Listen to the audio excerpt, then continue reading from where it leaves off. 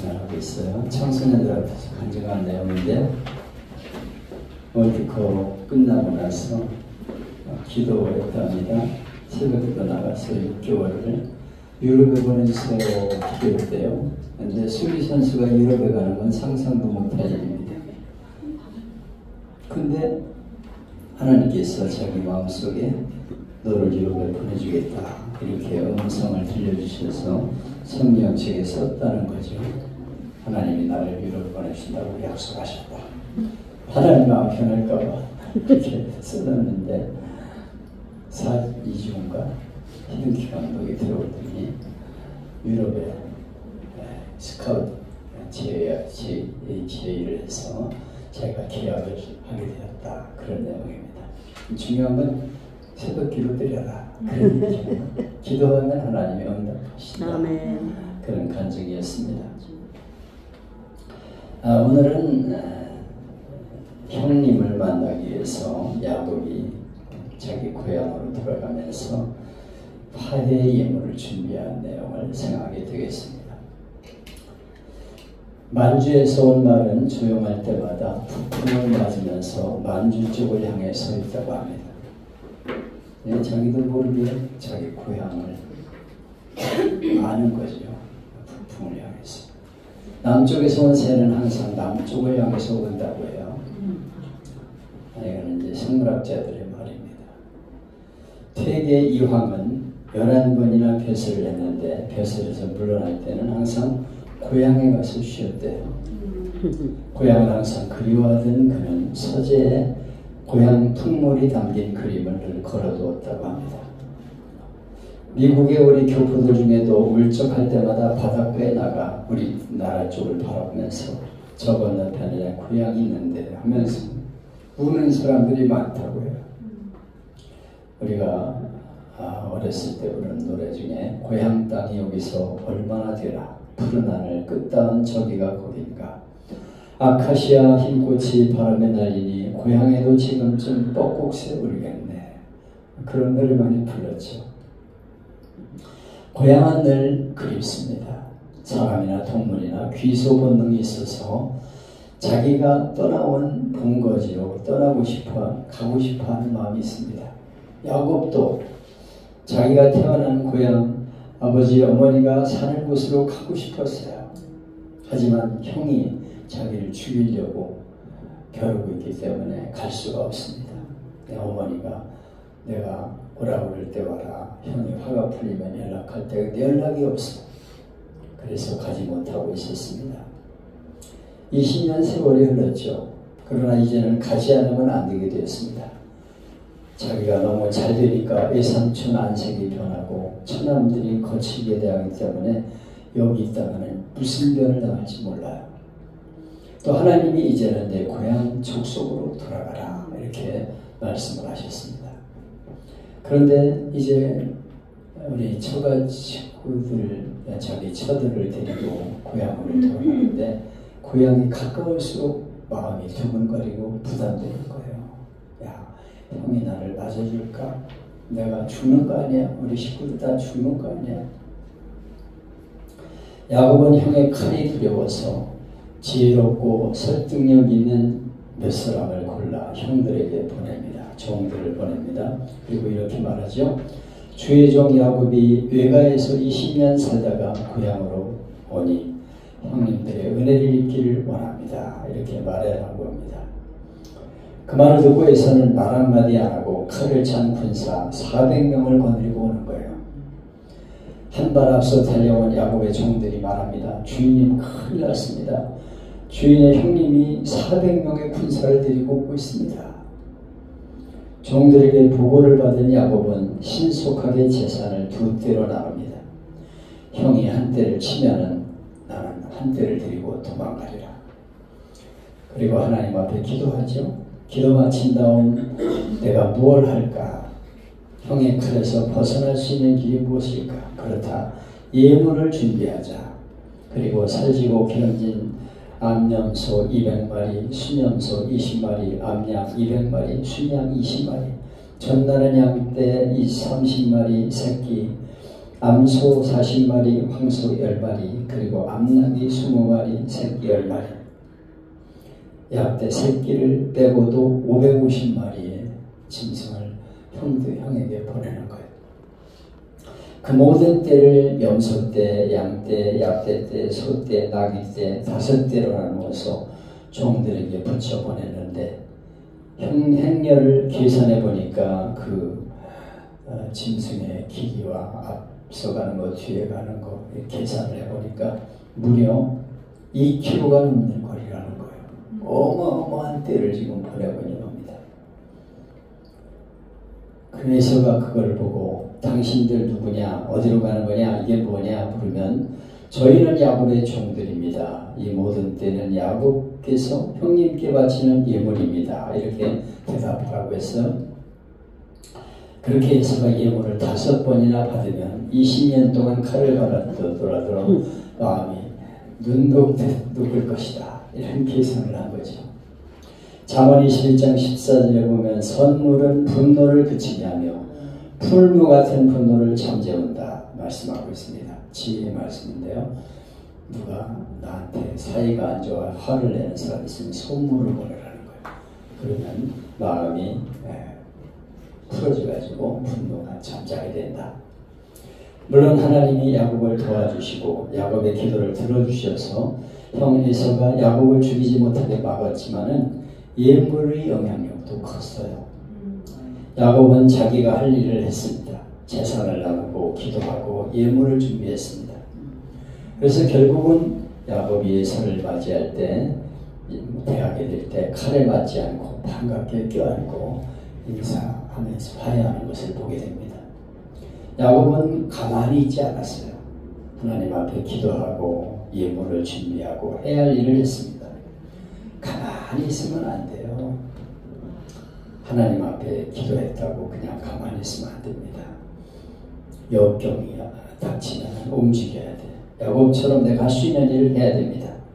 체중을 줄이기로 작정하고 계속 많이 먹고 운동하지 않으면 줄일 수가 없죠. 음식량도 줄이고 저녁 식사도 6시 하다가 5시 해보고 노력해야 됩니다. 성적을 올리려면 밤에 졸면서 공부하니까 성적이 안 올라가는구나. 9시에 자고 새벽 2시에 일어나 공부해보자. 이렇게 결단을 하고 새벽에 일어나서 공부를 하는 거죠. 이렇게 되고 저렇게 되고 노력이 필요합니다. 빌 게이츠는 매일 새벽 3시에 일어났다고 합니다. 이게 자기 체질에 맞아. 3시에 일어나서 일한다. 되게 새벽형이 공부를 잘합니다. 피곤에 지쳐있을 때는 공부가 잘 안 돼. 새벽에 일어나서 공부하면 맑은 정신에 공부를 하게 되죠. 노력을 해야 돼요. 우유가 담겨있는 통에 개구리 2마리를 넣어놨습니다. 개구리가 밖으로 뛰어나오려고 아무리 했었지만 헛일이었습니다. 개구리 한 마리는 포기하고 우유에 빠져 죽었어요. 근데 다른 한 마리는 포기하지 않고 계속 팔을 휘저었습니다. 결국 우유가 굳어져가지고 치즈가 되어서 개구리가 살아나왔습니다. 여러분 아무리 가능성이 없어 보여도 길을 찾으면 길이 나와요. 그래서 구하고 찾고 두드리라고 말씀하고 있는 거예요. 아무리 세상이 어려워도 우리가 노력하면 지혜도 주시고 길도 열립니다. 야곱이 예물을 준비한 건 굉장한 지혜죠. 탁월한 지혜입니다. 근데 나는 이게 기도했기 때문에 하나님 주신 지혜라고 생각해요. 우리가 지혜하면 기도하면 하나님이 지혜를 주십니다. 제가 쓴 책에도 나오고 그러는데 하늘께 유치원을 분양받기로 했는데 돈이 없어. 교회에 4억 9,500만 원 6,500만 원이 매가인데 10분의 1을 계약금으로 넣어야 돼요. 계약금 늘 돈이 있어야지. 근데 거여동에 집을 하나 사놓은 게 있었어. 그게 팔려야 이제 계약금을 넣을 수 있는 건데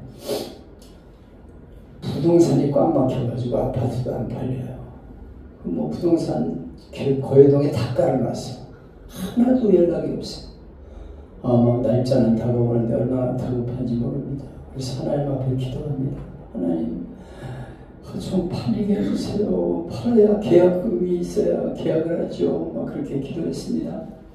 근데 하나님이 새벽에 기도하는데 지혜를 주시는 거예요. 야, 너 여기저기 내놓는다고 팔리는 줄 아냐?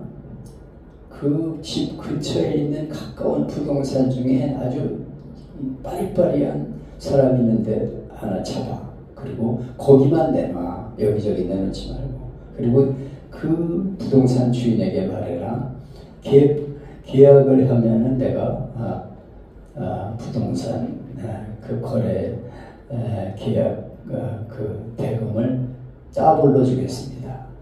그래서 계약이 성사되면 주는 돈에 따블을 주겠다.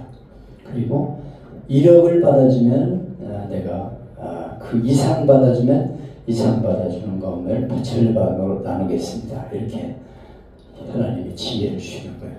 아니 그러면 도끼도 따블로 준다고 그러고 1억 이상 받아주면 그 받아준 거에 반을 나눈다고 하는데 그 사람이 내가 얼마 받고 신경 안 써도 자기가 도와주려고 노력하는 거예요.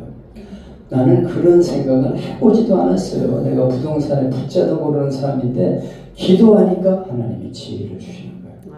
나중에 계약할 적에 금액을 쓸 적에도 그냥 하나님이 얼마 쓰라고 답을 안 주시더라고. 근데 막 파내가가지고 하나님이 야, 안 팔리는지 팔게 해줬는데 뭐 목적 네 맘대로 써 그래가지고 4억 6,500만 100원 이래가지고 100원을 더 붙였잖아요. 근데 그게 하나님의 은혜였어요. 그래서 내 이름이 탁 써져가지고 분양이 됐습니다. 우리가 기도하면 신비롭게 하나님이 역사하시고 사람도 만나게 해주시고 막 길이 열리는 것을 보게 됩니다. 야곱도 마찬가지예요. 기도할 때 하나님이 지혜를 주신 거죠. 이렇게 하면 되겠구나. 그래서 이렇게 예문을 준비했습니다. 잠언 18장 16절에 보면 선물은 존귀한 자 앞으로 나아가는 길을 열어준다. 그런 말씀이 있습니다. 높은 사람 만나려면 어렵죠. 근데 선물이 들어가면 길이 열립니다. 오늘날 많은 사람들이 실력 있고 내가 할 일만 잘하면 되지 생각하는데 아닙니다. 실력뿐이 아니라 인간관계가 좋아야 돼요. 명절이 되면 회장님께, 이사님께, 직속상관님께 카드라도 보내야 돼요. 카드 하나만 보내기가 어려우면 양말 한 켤이라도 선물하면서 감사한 마음을 전하면 선물 받은 사람이 야, 그 괜찮네, 쓸만하네, 그러고 기억합니다. 회사에 10년씩 다녔는데 기억하는 사람이 없으면 어떻게 승진이 되겠어요? 이런 사람 맹꽁입니다. 한번 따라합시다. 너무 맹꽁이 인생 살지 맙시다. 너무 맹꽁이 인생 맹꽁이 인생 살면 안 돼요. 인사도 쳐야 돼. 그래서 인사도 하고 선물도 주면서 이렇게 하면은 길이 열린다는 거예요. 이 잠언의 말씀입니다.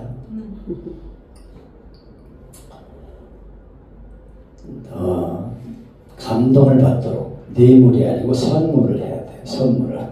잠언 열왕기하 14장 8절 이하에 보면 하나님의 사람 엘리사가 사역을 하러 왔다 갔다 하는 길목이 수넴성입니다. 근데 그 성에 한 여인이 그를 지나가는 분이 선지자 엘리야인 걸 알고는 강권을 해서 우리 집에 들어오세요. 그리고 숭숭하게 대접을 합니다.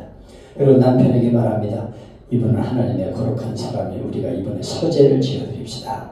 그래서 집을 지어서 거기에 책상과 촛대, 의자, 침상을 갖춰놓고 엘리사가 지나갈 때마다 그곳에서 쉬게 만들었어요. 감동을 받은 엘리사가 부인을 불러 말합니다. 부인, 나를 향한 생각이 너무 고맙소. 왕에게나 군대 장관에게 뭐 부탁할 것이 없소? 내가 얘기해 줄게. 부인이 말합니다. 아무것도 없어요. 저는 바라는 게 아무것도 없어요. 근데 엘리사는 부인에게 뭔가 해주고 싶었습니다. 그래서 게하시에게 물었어요. 종에게. 이 집에 뭐 해주고 싶은데 이 집에 필요한 게 뭐냐? 그랬더니 하나님의 사람이시오. 이 여인은 아기가 없고 남편이 늙었습니다. 아기가 있었으면 좋겠습니다. 그래서 부인을 불러라 그래가지고 부인 내년 이맘때 아들을 품에 안을 것이오. 이렇게 예언을 해줍니다. 그 부인이 잉태를 해서 아기를 낳게 되었어요. 엘리사의 말대로 그대로 아기를 품게 되었습니다. 여러분, 하나님의 종을 감동시키는데 대접을 해도 복을 받는데 하물며 하나님이시겠습니까? 만복은 하나님께서 주시는 거예요. 회사의 상사에게, 인생의 선배에게도 잘해야 됩니다. 그러나 그보다 우리가 더 잘해야 될 분은 하나님이셔요. 그래서 우리가 매주 하나님께 예물을 드리는 거죠. 아깝게 생각하지 말아요. 하나님께 드리는 예물은 축복의 물꼬를 뜨는 것임을 알아야 합니다. 11조 드리든 감사금을 드리든 건축목 드리든 하나님의 감동받으시도록 드리는 마리아가 옥합을 깨뜨리듯이 정성을 다해서 하나님 앞에 드리면 하나님이 그 예물을 받으십니다. 우리가 야곱이 에서의 마음을 감동시키듯 예물을 준비했듯이 수냄 여인이 엘리사의 마음을 감동시켰듯이 하나님 마음을 감동시키는 예물을 드릴 수 있는 우리가 되기를 바랍니다. 그래서 은혜를 받아서 영혼이 잘되고 건강도 주시고 가정도 잘되고 하는 일이 형통하게 되는 축복을 받기를 축복합니다. 그래서 내가 하나님 일을 감동시켰더니 이렇게 복을 받았다 간증을 해서 여기 아까 이영표 보세요. 하나님 앞에 자기가 새벽 기도 나가지고 6개월을 유럽에 보내주세요 기도했는데 자기 실력이 안 된다 이거예요. 내가 수비수가 유럽에 가는 건 상상도 못할 일인데 자기가 그렇게 기도했더니 하나님이 내가 너를 유럽에 보내주겠다. 그 투주의 히딩크 감독이 계약서를 가져와가지고 계약을 하게 됐다. 간증하잖아요. 우리가 하나님 마음을 감동시킬 때 하나님 우리에게 은혜를 주시는 것을 잊지 마시기 바랍니다. 우리 찬양만 하겠습니다.